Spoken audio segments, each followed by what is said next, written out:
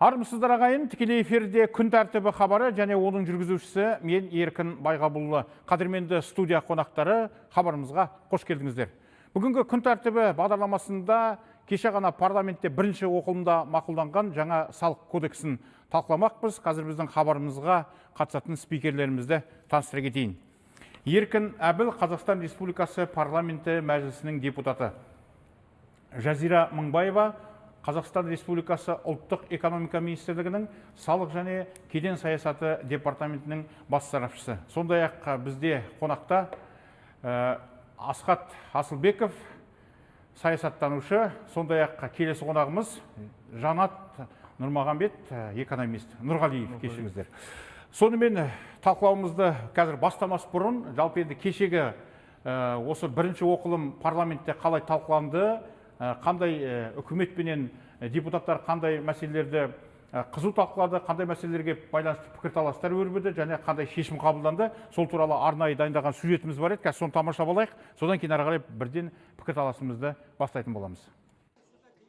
Салық жүйесіндегі ең маңызды әрі халықты алаңдатқан жаңалықтардың бірі қосылған құн салығының жаңа мөлшерлемесі мен тіркеу шегіне қатысты болды.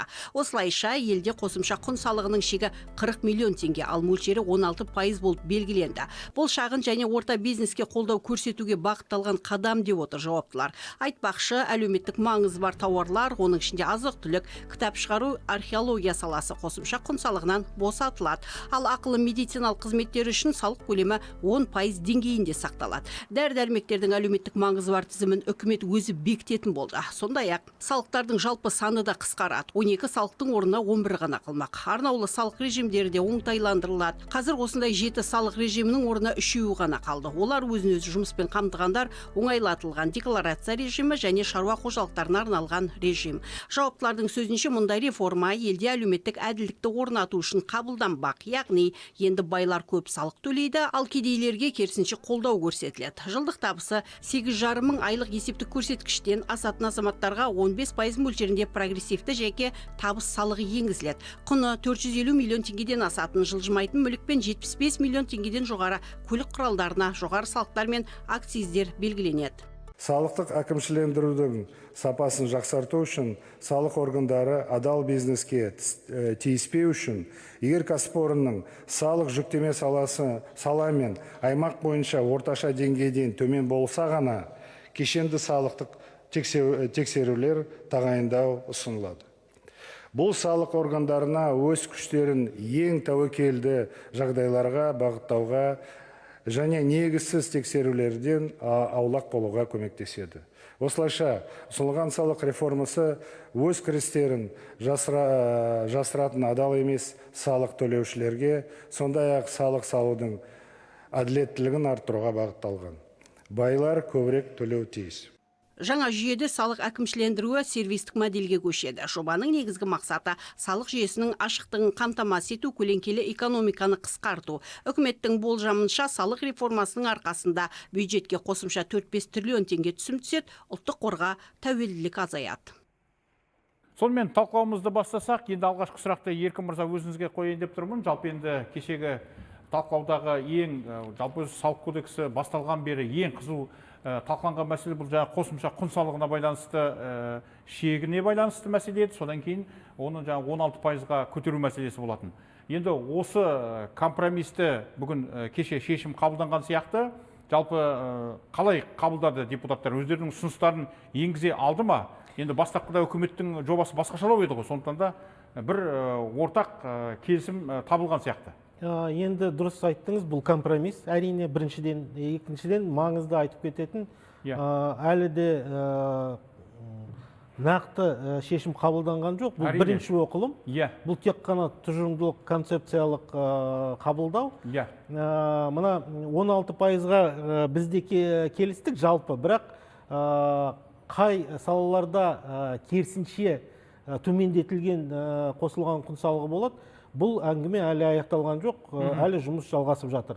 Біз енді жаңа естігеніміз бар, кітап шығару, археология деген, мына әлеуметтік азық-түлік. Бірақ соған қоса депутаттардың көбі қазір жалпы медицинаны босату керек деп ұсыныс айтып жатыр.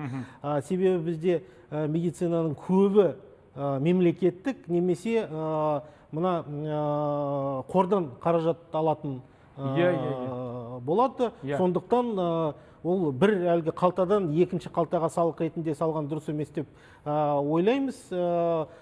Сосын ол енді бағаның өсуіне әкеледі медицина саласында. Сондықтан жалпы депутаттардың көбі медицинаны да толық, дәрі-дәрмек медицинаны толық босату керек деген ұсыныс айтып жатыр.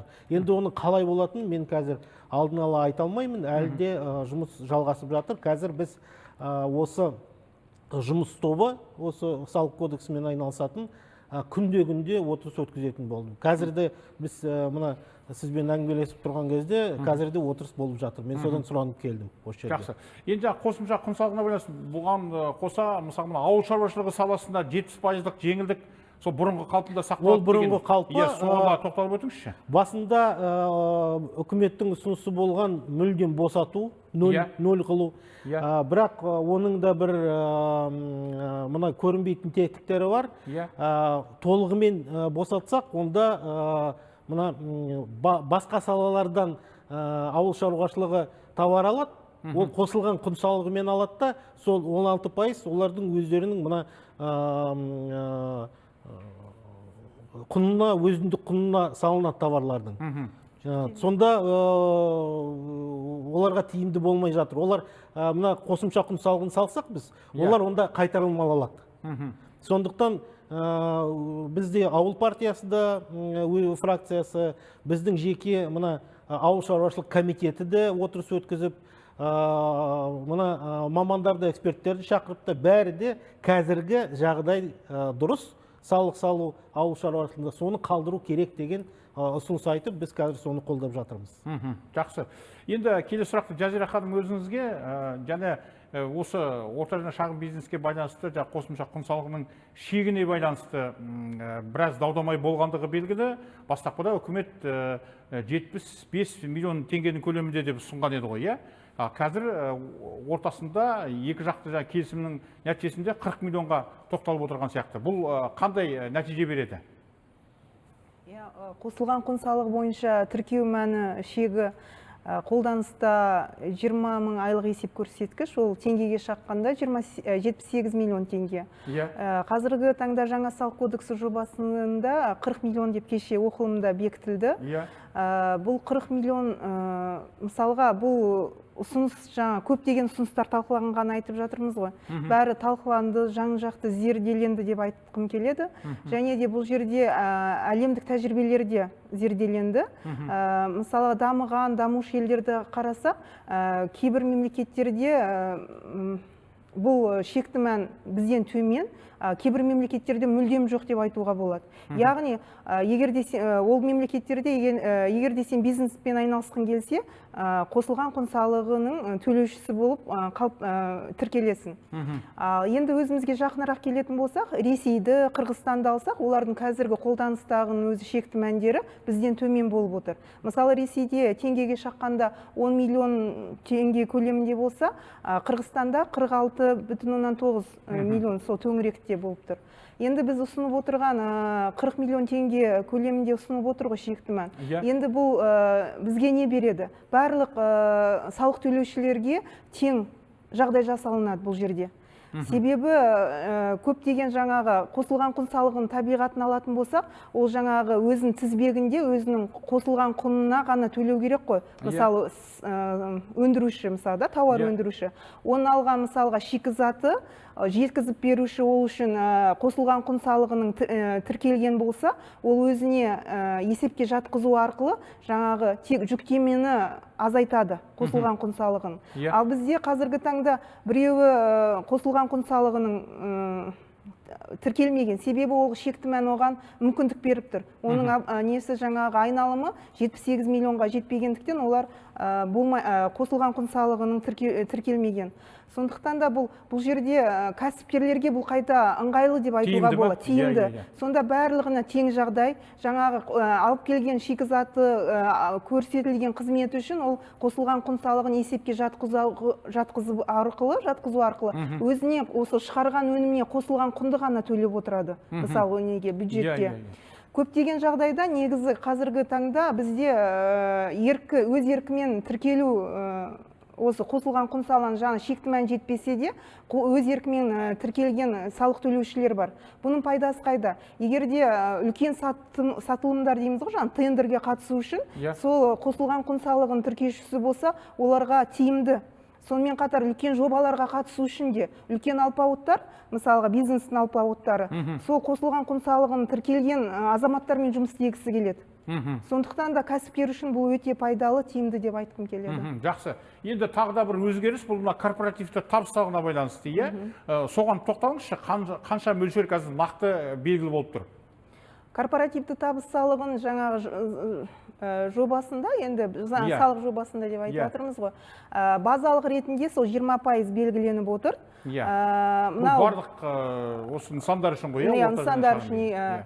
Ал егер де жаңағы банк жүйесіне және ойын бизнесі үшін жоғарылатылған 25%-дық. Осы екі салаға, 25% өсіп отыр? Бұрын 20% жоғарылатылған мөлшерлеме. Сонымен қатар мынау әлеуметтік сала дейміз ғой, оларға жаңағы төмендетілген 10%-дық мөлшерлеме ұсынылып отыр. Оның өзі кезең-кезеңмен көтерілетін болып отыр. 2026-да 5% болса, 2027 жылы 10% ұсынылып отыр. Бұл жерде де тағы айтқым келеді, мысалға корпоративті табыс салығы өзінің табиғатында тек таза табысы болса ғана төлей алады оны. Салық төлеуші. Жаңағы сол кәсіпкерлікке кеткен шығындарын олар шегеріп отырады сол табысынан. Сондықтан таза табысқа салынатыны сол 20% базалық сақталынатын болады. Жақсы. Енді келесі сұрақ Асхат мырза өзіңізге, жалпы енді осы корпоративті табыс салығына байланысты және мына банк саласымен және ойын бизнес дедіңіз ғой. Шынымен де бұлардың айналымдары енді қыруар қаражаттары бар. Сондықтан да бұларға 25%-ға өсіру деген мәселе өте орынды сияқты. Сіз бір жағынан халықтық партияның өкілі ретінде де, сол партиямен де тығыз жұмыс істеп жүрген адам ретінде бұл мәселеге қалай қарайсыз? Негізі мен халық партияда емеспін. Қазір справка ретінде. Бірақ сол партияда болғансыз, білемін. Негізгі былай айтайық. Біз салық жайында ойлағанда өзімізге үкімет те, әрбір азамат та, тұрған депутат мырза да сұрақ қойып керек. Мен мемлекет бай болу керек деп ойлаймын ба, немесе мен халық бай болу ойлаймын ба деп. Қазір қарап отырған біздің 34 жыл егемендік алғаннан кейін біз бірінші формула бай мемлекет деп айтып отырмыз. Сонда бай мемлекет жинайды, сосын ақшаны салық арқылы жинайды, сосын таратады. Қорғаныс болсын, медицина болсын. Бірақ ол дұрыс емес концепция. Дұрыс концепция бай халық. Сонда бай халық болғанда салық төмендетеді, халық байиды, бай халыққа ешқандай әлеуметтік көмек керек емес. Өйткені халық салықтың төмендігі немесе тіпті жоқтығы арқасында ол бай болып кетті. Сонда мемлекеттің салығы тек қорғаныс пен басқаны, білім болсын, ғылымға бөлінетін ақша болады. Оған енді жеткізуімізге біраз уақыт керек қойған. Жоқ. Біз дамыған елдерге қарасақ, Сингапур, басқа оған жеткен елдер де бар. Бізде соған ұмтыламыз ғой енді. Мемлекет қандай бағытта? Біз халықшы істеп отырмыз ба, или мемлекет істеп отырмыз ба? Менің ойымша, ата заң болсын, источник власть народ деді ғой. Демек, әрбір мемлекет, депутаттар қабылдағанда, ол халық төлеу керек. Или мына қазір қосымша салықты айтып отыр. Менің мысалы жолдасым базарда істейді. Былай обороты 2 миллиардқа теңге жетеді дейді. Бірақ дейді, мен оны оптовый темекі ана неше түрі сатады. Өндірушілерден алады да сатады. Қосқаны 2 теңге дейді. Одан көп қоссаң, мені оптовый покупательдер кетіп қалады дейді. Сонда оборот 2 миллиард, тапқаным 200 мың теңге дейді. Сонда налог көтергенде мен банкрот болып кетемін дейді. Вроде былай налогы қараса оборот үлкен. Тапқан пайдасы кішкентай, мизер. Сіз оны түсіну керексіз. Бизнестің әртүрлері бар. Сол үшін біз демек салықты жасап отырған адамдар, олар былай жағынан қарайды да дұрыс деп. Негізі нақты бизнес қарағанда мүлде бизнестің механизмін түсінбейтін адамдар олар. Біз ол некомпетентсіз айтып тұр. Сіз түсініңіз. Сіз сұрадыңыз ғой сұрағыңызда. Әрине мен қолдаймын.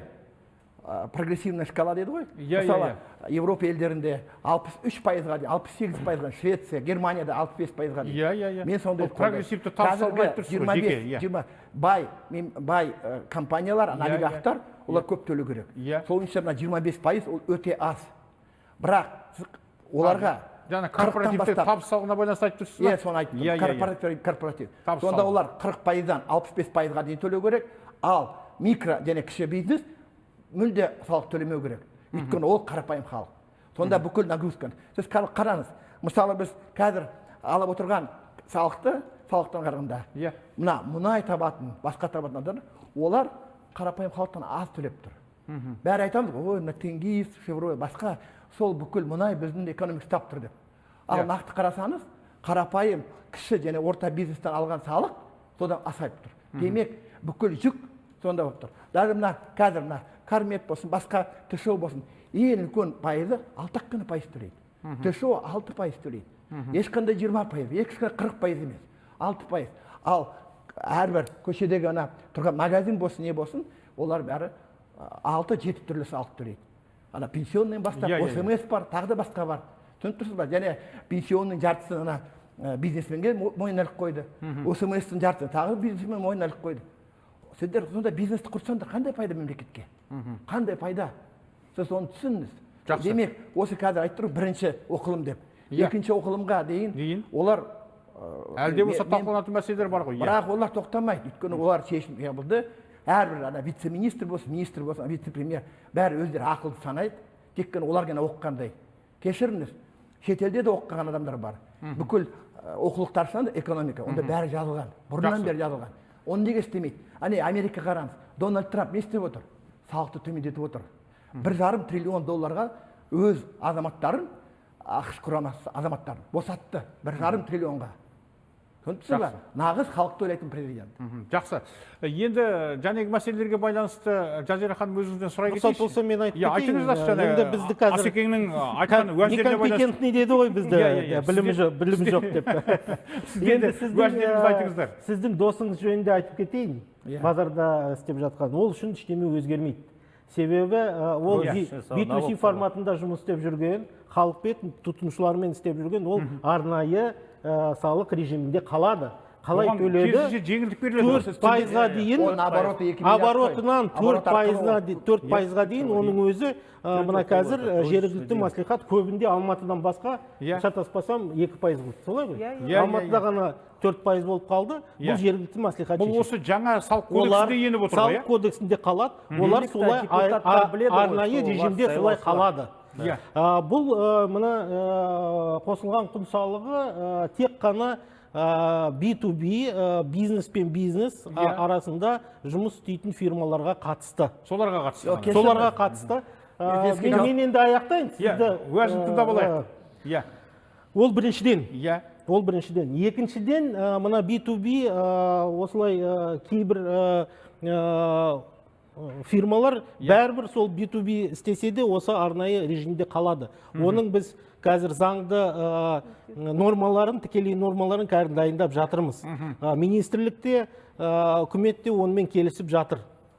Сондықтан бәрі түгел әлгі бизнесте істеп жүрген кіші бизнес 40 миллионнан айлық айналымы өсіп кетсе бәрі қосылған құн салығына көшеді деген сөз дұрыс емес.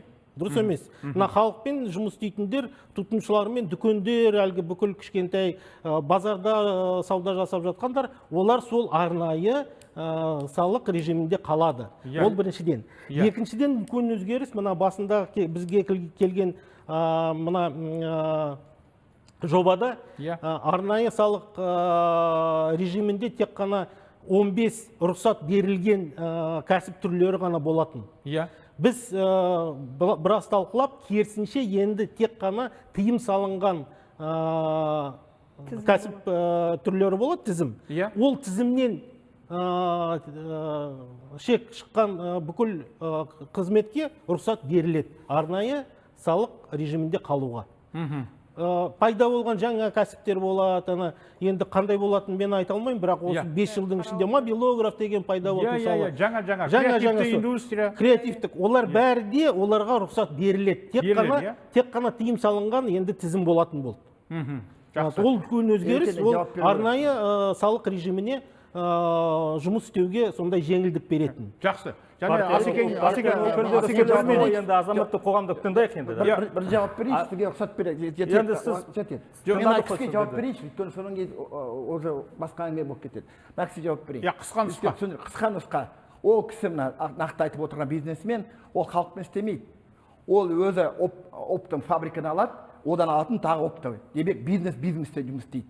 Обороты миллиардтаған, ол НДС-ін бәрін төлейді, а бірақ ешқандай 4% розыч налог төлемейді. Мен айтты, сен розыч төлейсің бе? Ыңғайлы десем, жоқ, мен НДС-ні бәрін төлеймін. Онда бизнеспен істесе, онда қандай проблема? Пайдасы кішкентай. Егер қазір 16% көбейгенде дейді. Проблема болғанда бағасын көбеймейді, бағасын көтермейді. Бұған байланысты Жанат мырзаның пікірін қазір 12% төлеп жатыр. 4% қосады. Все, бизнес жоқ. Жанат мырза, бұл мәселелерге байланысты сіздің ойыңыз қандай? Бір жағынан қоғам өкілі ретінде. Менің ойым осындай, қосылған құн салығының үлесі 26% қазір болады. Сол салық түсімдерді қарасақ да, 5,2 триллион теңге да. Сол мемлекет тарапынан енді ол тек қана жеңіл жол ғой, салықтарды көтеру ол жеңіл жол. Мен ойымша ол істеуге болады, бірақ қазіргі кезде бізге цифрландыру, бюджеттік сол шағындарды оңтайландыру керек. Цифрландыру, ашықтық болу керек, цифрландыру болу керек, сол жолдары болу керек. Сосын анау кедендік әкімшілдіруі бар бізде. Цифрландыру мәселе, ол қадан 10 жылдан... Кеденде үлкен проблемалар бар. Кеденде үлкен проблема болып жатыр. 10 жылдан астам уже сол болып жатыр. Егер сол мәселені шешілсе, үшінші бағыт, солай давайте сол салықты көтерейік. Бұл жөнінде дұрыс болады. Просто қазіргі кезде бүкіл үкімет айтып жатыр, біз салықты көтереміз, аны НДС-ті көтереміз, қосылған құн салығын көтереміз, корпоративті табыс салығын көтереміз да. Ол жақсы, ол жақсы бағыт, бірақ соның ішінде сондай болу керек. Қандай шаралар, мысалы, мемлекет тарапынан шағындарды қысқартамыз. Мен просто жалпы тілмен айтсам да, мысалы, қарапайым азамат болса да, қаржылық сауаттылықпен азамат да, ол егер оның салықтарды, табыстарды азайтса, ол не істейді? Ол шағындарды қысқартады. Шағындарды қысқартады, міндеттілерді, ол жаңа жұмысты іздей бастайды, солай істейді ғой да. Ол бізде қазір мемлекет тарапынан ол давайте салықты көтерейік.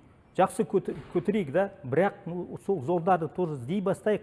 Аны көлеңкелі экономиканы бар бізде, сол сервис. Және өзіңіз атап өткен, дұрыс. Оған қатысты сіздің қандай ойыңыз? Былай енді шындығын айтайық. Шындығын айтайық. Жалғыз, мен кеше де біраз сұрақ қойдым. Жалпы күнде біз осылай пікірталас, кейбір кезде дау да болады бізде үкімет өкілдерімен, бірақ шындықты айту керек. Бұл жалғыз тек қана салықты көтереміз де бүкіл мәселені шешеміз деген үкімет те жоқ. Бізді оны айтып жатқан жоқпыз. Кеше біздің әріптестеріміз айтты, бірнеше жол бар. Оның біріншісі жаңағы күнде талқылап жатқан әлгі қосылған құн салығы. Бірақ бұл бүкіл мәселені шешпейді. Мен кеше арнайы сол сұрақ қойдым Жұманғалинге. Осы 16%-ға дейін көтереміз деп, қанша біз қосымша қаражат ала аламыз? Айтылды ма сізге нақты сум айтылды ма? 4 триллионды айтылды. 2,5 триллион деп. 3,5 триллионға жақын. 3 триллионға жақын. Бірақ біздің әлгі 10 триллиондық мәселені шешпейді бұл. Тапшылық бар ғой әлде. Әрине, сондықтан екінші бұл әлі көптеген жеңілдіктер бар, соны алып тастау керек. Қысқарту керек. Оның біз кеше әріптестер біраз жолын айтты соны. Бізде мына... Атап өтіңізші соны. Мысалға ірі құрылыс компанияларда...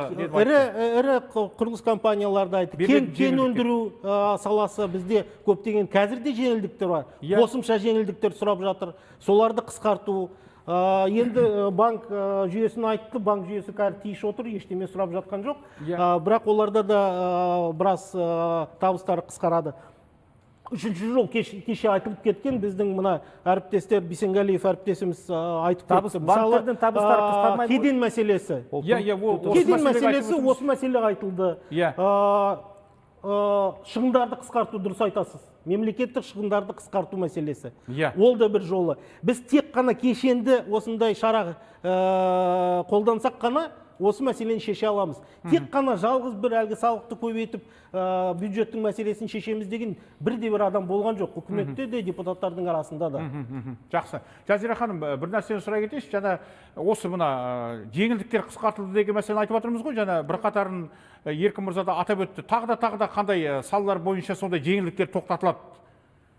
Жаңағы, барлықтарыңыздың ойларыңызды түсініп тұрмыз ғой. Енді жаңа бірден мөлшерлеме көтеріледі дегеннен кейін былай қалай желіде де, әлеуметтік желіде де барлығын назар сода болып қалды да. Басқа мысалға істеліп жатқан істер көрінбей жатыр. Бұл жаңағы мөлшерлемені көтеру, сол жаңағы депутат мырза айтқандай кешенді жұмыстың бір бөлігі ғана. Ол жерде жаңа салық кодексі деп айтып жатырмыз. Ол жерде жаңа әкімшілендіру, сервистік модель енгізіп жатыр. Жеңілдіктерді қысқартып жатырмыз. 128 тармақ қысқартылады. Одан 1,3 триллион түседі деген болжанып жатыр түсімі. Сонымен қатар жаңағыдай көптеген тетіктерді кеңейтіп жатырмыз. Тетіктер болғанда жаңа салық салу базасын кеңейтіп жатырмыз. Жаңа айтып жатырмыз ғой. Сән салтанат заттарына қосымша салық салынатын болып жатыр. Сонымен қатар жаңағы осы сән салтанат салығына байланысты қанша пайызға, қандай мөлшерде соған да тоқталып өтіңізші? Сонымен қатар жаңа қосымша жаңа тағы айтайын дегенім, неге жаңағы энергетикалық напиток дейміз ғой, құрамында қанты бар, оларға да салық салыну ұсынылып отыр, денсаулыққа зиян деп. Жаңағы темекі өнімдеріне де ставканы, мөлшерлемені кезең-кезеңмен ұлғайту бәрі қаралып жатыр. Оның бәрі кешенді түрде. Біз енді бірден бизнестің несін көзқарасы басқаша болғандықтан халықтың бәрі сол жаққа кетті. Ал неге парламентке енгізілген үлкен жаңа салық жобасында барлығы кешенді қарастырылған дүниелер бар негізі. Бәрін талқылауға болады. Тағы бір жаңалық, мына жеке табыс салығымен байланысты прогрессивті салықты өсіру ғой. Соған айтып өтіңізші, сонда тоқталыңыз. Біріншіден прогрессивті, қазір біз бәріміз 10% төлеп жатырмыз. Дивиденд алатындар 100 миллионға дейін жылдық айналымы, жылдық дивиденді болса, олар төлемейді. Қазіргі уақытта төлемейтін еді, 100 миллионнан асса ғана қазір төлейді. Енді біздің ұсынысымыз болды, онымен үкімет келісіп жатыр. Дивиденд алатындар бәрі салық төлейтін болады. Енді сомасына қарамай. Сомасына қазіргі соңғы варианты 100 миллионға дейін 5% төлейді, 100 миллионнан миллиардқа дейін 10%, миллиардтан асса 15%. Бірақ ол әлі талқыланады, себебі біз үкіметтен қазір ұсыныстарды күтіп отырмыз. Одан кейін депутаттардың да ұсыныстары бар. Кейбіреулер 10%-дан бастау керек деп жатыр. Мына жалақы алатындар, мына мысалы кімді мүлдем босатуға болады? Жеке табыс салығынан. Қай шектен бастап көбейткен қосылған қосып алуға болады 15%. Мүмкін 20%. Ол қазір бәрі талқыланып жатыр. Бірақ прогрессивті шкала болады. Көп жалақы алатын, көп дивиденд алатын азаматтар көбірек төлейтін болады. Ол сөзсіз. Мен айтайын. Жақсы. Мен өзім айтайын. Қараңыз. Асылбек мырза, сізге сән салтанат салығына байланысты бір сұрақ қойын деп едім. Оған байланысты пікіріңіз қандай? Ол жайында айтпай-ақ қой. Мен сізге сұрайын.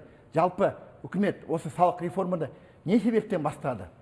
Өйткені ақша керек. Бюджет тапшылығын реттеу керек. Бірақ бізде көлеңкелі экономикада нәрсе бар. Көлеңкелі экономика қалай біз күресеміз? Мен бұрыннан бері айтып жүргем, тағы да, бірақ үкімет оны естімейді. Тіпті салық комитетте істейтін жігіттермен кездескем, олар айтқан. Олар аузын ашып тыңдады да тағы да қолданбады. Мен қазір эфирде айтайын. Әрбір адам өзінің шығынын, мына цифрландыру ғой, айтпай қой, банк бәрі фиксация жасаса, жыл біткеннен кейін үкімет оған 5-10% бүкіл шығыннан қайтарса, оған мотивация болады. Сонда ол әрбір чек, базардағы семешкі сатып ала ма, сол ападан содан да чек сұрайды. Сонда бүкіл Қазақстандағы бизнес автоматизациялады, тіркеле бастайды. Демек, көлеңкелі экономика жоқ болып кеткен. Ал көлеңкелі экономика жоқ болып кеткенде, сонда үкіметке салық мың есе көбейеді. Әрине. Бірақ сол үшін біз әрбір азаматқа мотивация береміз. Сонда ешқандай салық комитет керек емес. Керемет жақсы ұсыныс, бірақ соны қазір салық комитеті соны енгізіп жатыр қазір. Міне цифрландыру жүйесі іске қосылып Соны жатыр ғой. қазір енгізіп жатыр. Екінші ұсыныс, ол міне орысшада ғой доход и прибыль. Доход деген кіріс, прибыль таза пайда. Сонда қараңыз, сол таза пайдадан 10% төлесе әрбір азамат, 10% төлесе, сонда оған тағы да мотивация болады. Өзінің мына цифрландырылу басын, өйткені мына наличный ақша тағы да бар ғой ол. Сол дәлел болу үшін ол соның таза пайдасын дәлелдейді. Сонда тағы да әрбір бизнес көлеңкелі экономика шығады. Мәселе сонда тұр. Мәселе бізде 40% көлеңкелі экономика. Сол 40%-ді біз көлеңкеден шығарсақ, триллиондаған ақша қайдан дополнительно пайда болады. Өте орынды. Қазір пилоттық режимде салық комитеті цифрлық кэшбэк жобасын қазір жасап жатыр. Әріптесіміздің айтқаны қазір жүзеге асайын деп жатыр. Бұл өте дұрыс нәрсе. Өйткені ашықтық деген, қаржылық сауаттылық деген мәселе, бұл енді басты мәселе ғой. Сондықтан да өте орынды. Чек талап ету үшін айтып кетейін, құрметті әріптестер, оны қазір компромисс айтып жатырмыз. Компромисс ол үкіметпен, парламентпен компромисс. Парламент қазір енді жаңа саяси сезон басталса, олар ойланады ғой, да, избиратель сайлаушылар бар, сол қолдау үшін сол компромисске келіп жатыр. Бірақ меніңше неге осындай басқа жолдарды үкімет тарапынан біз көрмей жатырмыз, да? Мысалы, қазіргі кезде ұлттық экономика министрлігі бар ғой, Жумангарин мырза, ол жоба офисте барған кезде ол не айтты, да? Ол айтты, бізде шағындарды қысқарту жолы жоқ, не қысқартамыз, оңтайлылық жоқ. Ол егер осылай айтса, қалай тогда оңтайлылық мәселе болады, мысалы, да? Ол біріншіден мен айтып жатырмын, мысалы, егер көмек керек болса, билікке, да, көметке, да, біз давайте қосылайық. Цифрландыру мәселе шешеміз, сосын шағындарды көреміз. Қандай шағындар қысқартуға болады, оңтайлылық болады, сол жолдарды табуға болады. Сол ғой басты назар енді сол салық түсімдерді. Жақсы, кешегі талқылау барысында Еркін мырза сол талқылау кезінде Жұманғарин мырзаның айтуы бойынша әлде болса бюджеттік мәселелерге байланысты кейбір жоспарланған бір құрылыстар болуы мүмкін, соларға байланысты қаржылық қысқартулар болатындығы туралы да ақпарат айтылды. Енді мен енді бюджетпен біз жұмыс істедік қой. 60% әлеуметтік бюджет бізде, расында да. 50%. Жоқ, 60-тан әлеуметтік саласы қосылады. Себебі біз әлеуметтік сала деп, мына региондарға беретін субвенциялардың көбі де әлеуметтік субвенциялар. Сондықтан оларды есепке алмауға болмайды. Ол да, мысалы, біз неге осы жыл басталғанда... Ең үлкен субвенция кім алатын? Түркістан облысы. Ең үлкен көлеңкелі экономика қай облыста? Түркістан облысында. Соны дұрыс шүгір. 1 триллионнан астам уже субвенция алып жатыр. Ол не себептен? Сіз айтып атқаныңыз дұрыс. Бірақ біз бұлай талап қоя алмаймыз. Сіз алдымен әлгі көлеңкелі экономика мәселесін алдымен шешіп алыңыз, содан кейін ғана сізге... Өткен жылдың жеке салықтарды көрсек, 10% құрылды. Бірінші, впервые историяда 10% Түркістан облысында. Бұрыннан бастап 5% болды, 4%, 6%, 10% болды. Енді тағы да көтеруге болады ғой. Сол үшін әкімнің облысы қазір талқылау барысында ол мәселелерде әрі қарай бұл жалғыз салық кодексімен байланысты емес, бұл бюджетаралық қатынастар ғой бұларда. Бюджетаралық қатынастарды біз қазір қарап жатырмыз. Қалай субвенцияларды қысқартуға болады, қалай өңірлер өздеріне ақша таба алады. Бұл өте үлкен мәселе. Жақсы. Енді Жазира ханым, тағы да бір мәселе сұрай кетейін деп едім. Мысалға мына дивидендтерге байланысты да салық салынады деген кеше ой айтылды, ұсыныста айтылып жатыр парламенттің депутаттар тарапынан, және бұл осы жобаға кірген екен. Соларға тоқталып өтіңізші. Қандай дивиденд, сосын құнды қағаздарға да байланысты салық салынады деген ақпарат айтылды кеше. Солардың мөлшерлерін айтып өтіңізші. Жаңағы айтқандай, мынау бақалы қағаздарды бұрын босатылатын еді ғой. Бұрын жеңілдік болған оларда. Жеңілдіктері алынып тасталынып отыр. Жаңа талқыланып жатқан бойынша, жаңа дивидендтерге ұсыныстар, депутаттар тарапынан ұсыныстар берді мөлшерлеме. Қазіргі таңда үкімет мүшелері бізде министрлікте олардың бәрі жан-жақты қарап есептер жүргізіліп жатыр. Қазір нақты ол туралы мысалға шешім болмағандықтан айта алмаймын, себебі бірнеше нұсқасы бар оның. Иә, қандай нұсқалар айтылып жатыр мысалы? Жаңағыда айтылған ғой, 10%-дан басталсын дейді. Дивидендтің көлемі көп болған сайын жаңағы сараланған не болсын дейді, мөлшерлеме болсын дейді. Ол бір шетінен оны да қарастырсаң, бізде енді инвестицияны да шақыруымыз керек қой, тартуымыз керек қой елге. Сондықтан да бұл инвестиция жағын тоже қарауымыз керек. Себебі біздің мемлекеттік экономикамызға келіп жатқан инвестор, ол пайда көзін көріп отыр ғой. Сондықтан да оларға да мүмкіндік беру керек. Оларға да қалай жайлы жағдай қарастыру керек. Сондықтан да оның бәрі жан-жақты қарастырылатын болады. Жақсы, Еркін мырза, бұған байланысты депутаттардың ұсыныстары қандай болды осы дивидендтерге байланысты? Міндетті түрде, енді мен өзімде сондай ұсыныс берген, міндетті түрде дивиденд ол табыс. Әрине табыс қой. Кәдімгі мына адамның алған жалақысы сияқты жеке табысы. Сондықтан дивидендтерге салық салыну керек. Инвестиция тарту дұрыс ол. Бірақ бізде бір адалдық болу керек қой. Әділеттік болу керек. Ақша таптың ба, одан салық төле. Сондықтан бай адамдар көбірек төлеу керек. Әрине.